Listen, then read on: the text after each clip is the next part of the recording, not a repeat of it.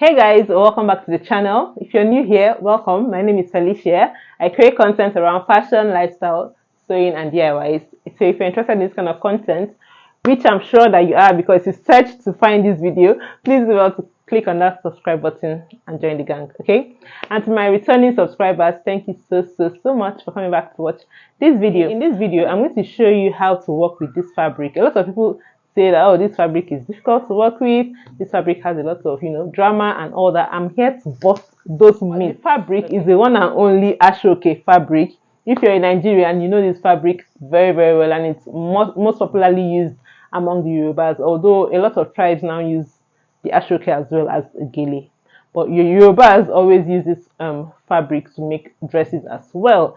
This video, I'm not going to be showing you the process of making the outfit, but I'm going to show you the processes that I have to take to work with this fabric and make it a very smooth one. Okay, please do well to stay on to the end of the video so you don't miss any of the things I'm going to be showing you in this video. The fabric we're going to be working with, as I said earlier, is the ASO-OKE fabric, and this is one that I have here. It usually comes like this. This is a bundle of ASO-OKE, and in a bundle we have 8 lines of this length. I don't know if you can really see the full length, but usually it varies. Sometimes it might be 80 inches long like this as it's folded, 80 inches to 90 inches depending on how lucky you are, I guess. So yeah, so it varies, but the width of this fabric is 7 inches. However, if you were making a custom ASO-OKE, then you can work with whatever width is okay for you. So I usually advise that if you're making a custom ASO-OKE material, then you have to work with the client's body size. So for instance, if the body size of your client is maybe the hip is usually the biggest part of the body, apart from rare cases when you have the bust. So whatever part of the body is the biggest, you use that to judge. Moreover, the bust area is already in pieces, like it's paneled, so you don't really need to consider the bust. So let's work with the hip. So for instance, if the hip of your client is say 50, then you want to make sure that your fabric is at least, let's say if you depending on how much allowance you usually put on your clothes, maybe make it 30 inches wide. Okay, this is another way the ASO-OKE fabric usually comes. As you can see, it is wider than the first one I showed you. This one is about 19.5 inches wide. So this one came in as an what they call it, ASO-EBI. So I guess the person also custom made it, but made it this wide. So I've worked with other ones that are even wider than this. So if you're ordering yourself, I advise you to use the hip divided by 2 to get a full front, so that you don't have that joining in your skirt, and order a custom size. Okay, so you can tell them how wide you want yours, and then yeah, that would also save you the stress of having to join this one. But for this one, we have to join the lines to be able to cut out a full skirt, or to cut the upper part if the person's body is wider than this. Obviously, we are going to have to join for the upper part as well with this one. So yeah, so back to the gist. I'm going to be showing you in this video how to work around with this fabric. Oh, I forgot to also mention that this ASO-OKE fabric comes in different textures. So whatever texture you have also determine the techniques you also use. So for instance, if I were to use the chrome one, let me get one and show you. So this is another kind of ASO-OKE. As you can see, that the texture of this one is quite different. I don't know if you're able to tell from the video, but this one is quite different. It looks more like rubber. Let's use rubber. I don't know the word to use to describe the texture of this one, but it's more rubber-like. The chance of this one shrinking is very high. So I'm going to be telling you also how to work with this kind, but feel free to use the tips I'm going to be leaving in this video for whatever kind of ASO-OKE you have. It just saves you the stress to avoid any drama, because these fabrics, have a mind of their own. So yeah, this kind of ASO-OKE is quite different. The texture of this one is quite different from this one I'm working with. This one I'm working with is more of a cotton feel. It feels more like cotton, while this one feels more like plastic. Okay, so that said, we're going to just dive straight in. The first thing I usually do for a dress is to join the pieces of this one. So I have to join this, and I'm going to be showing you a way to join this. I know typically people join their ashokes for clothes like this, but in this video, I'm going to be showing you a different way. So you want to stay tuned for that. I'm going to be showing you how I'm going to join these pieces. I'm definitely going to have to join it, iron it before I cut.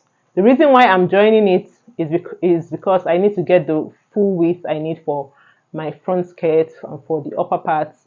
I need a wide, um, I need it to be at least as wide as this one for the upper part to cut out, and then times two of this to be able to cut out my full skirt. So I'm going to go ahead and join this one first before I cut. And once I have joined it, I'm going to show you a different way I join my ashoke for dresses, and then I'm going to also go ahead and iron it.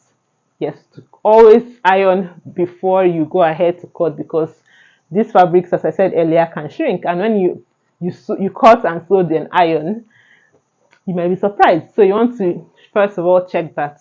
Also, another tip for cutting is to cut at least, if you're putting in a 2 inches allowance, try and add in another extra 1 inch just in case it shrinks even more. Because there are some of this, like the rubber one I showed you earlier. The last one I worked on, even though I had added enough allowance, in the process of after ironing it and then sewing, the second ironing, you know, you have to iron as you sew. The second ironing is still shrunk further. So you don't want a situation whereby it keeps shrinking in and then you lose your allowance. So that said, I'm going to go ahead and show you other tips. Other tips I'll be showing you as we talk. Okay, and as I said, is to determine how wide we want to join this so that we don't have too much wastage. The hip of this client I'm working on is 40 inches. And the 40 inches, we're going to divide that by 2 to get the full front and also the full back. Okay, so that's 2 that we have divided by. I usually add 2 inches to my allowance, and because this one is a cotton ashoke, I'm not going to be adding more than 2 inches. So I'm going to have 2 inches on both sides. So that 20 inches for the front plus 2 inches on both sides, which is 4 inches.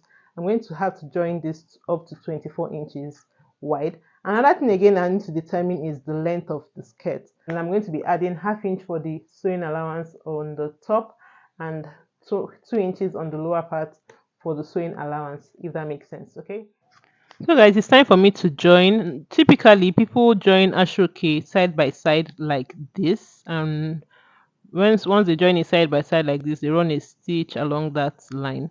But that's not what we're going to be doing here. We're going to flip it over and sew it along the ½ inch seam.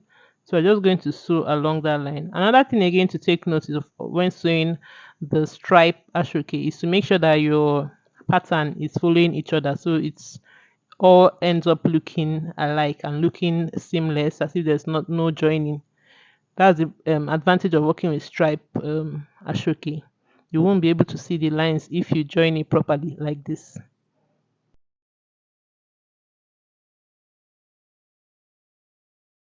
Once you're done joining all your lines, you just open it up like I'm doing like this and iron it flat. I'll show you how I do that.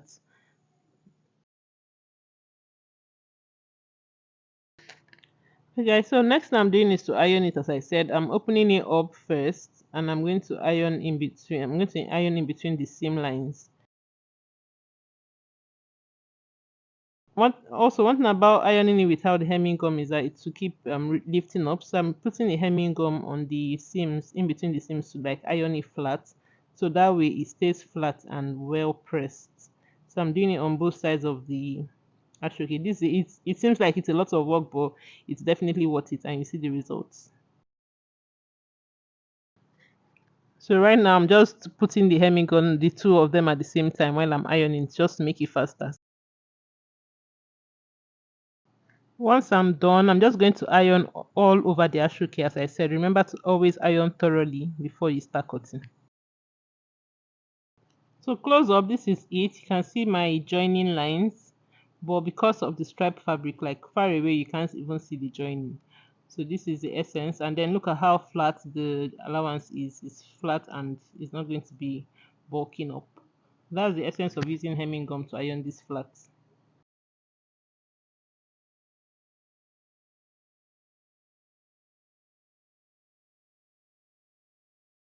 So I'm over here using the soldering iron to cut out my ashoke. This would have been easier if I was using a what they call it, the rubber like texture one. But another tip for the cutting one, if you just want to be quicker, is to cut it regularly because the cutting one doesn't shrink as unlike the other one. So once I've cut it with scissors, I just use my soldering iron to melt the edges like I'm doing right now. Moving on, here's another way to ensure that your ashoke fabric doesn't fray. So I'm going to be using a hairstay to interface the pieces like I'm doing right now. So just using the hairstay to apply on all the pieces of my ashoke.